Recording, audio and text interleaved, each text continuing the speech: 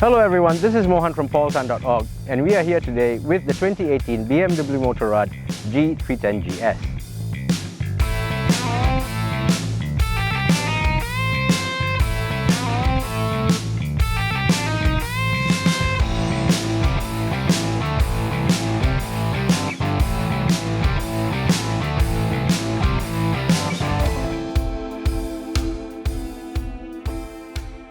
Priced at RM29,900, the G310GS is an extension of the R Roadster version that we reviewed earlier. The 310GS follows the design cues and styling language of BMW Motorrad's GS series bikes very closely. You have the very tall front end with the beak of a front fender.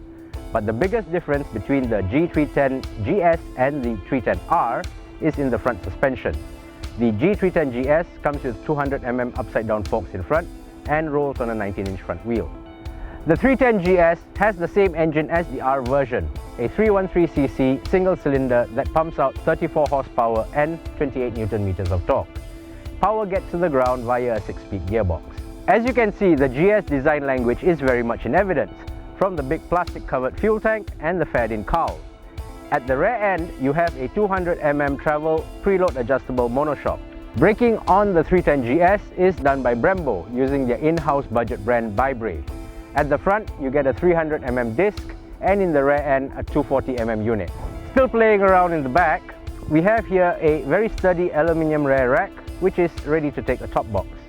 Seat height is 835mm, so if you're that much shorter than 168 centimeters, this bike might be a little bit too tall for you.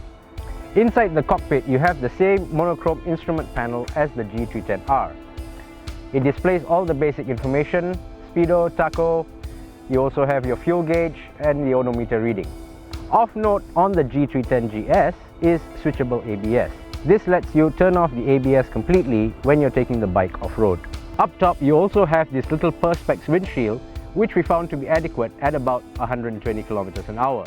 But if you're going to think about extended highway romps on the G310GS, you might want to think about something a bit taller than this. Like the 310R, the GS also has a reverse cylinder orientation, where the intake and the EFI is located in the front and the exhaust comes out through the rear. This is what the G310GS sounds like.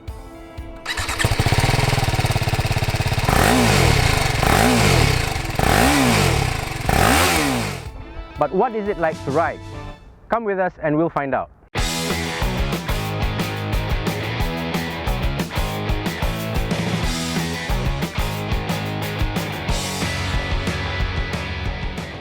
Now, with 200mm of suspension travel back and front, taking corners on the G310GS is fun. You can flick it in, you can flick it out, and you have full confidence in the bike's handling. We really like the G310GS for the way it took corners and for the way it cruised down the highway. You have to be aware that for best braking performance, you're going to need both the front and back brakes on the G310GS. Riding the G310GS across a variety of roads, mainly highway as well as the mountain run, there was enough power, but you can't be in a hurry. The acceleration was, to put it mildly, leisurely, and top speed would bring you to about 150 km an hour. The G310GS felt most comfortable at about 120 km/h.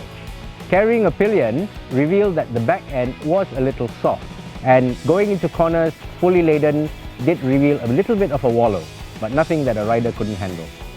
One unfortunate effect of the single-cylinder engine was vibration. We felt it most in the handlebars, but occasionally could feel it through the seat and the foot pegs. And that's the 2018 BMW G310R GS.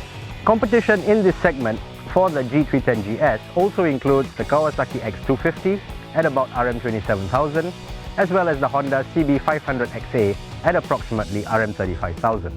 Read the full review of the 2018 BMW Motorrad G310GS on paultan.org bikes. This is Mohan for paultan.org. Thank you for watching.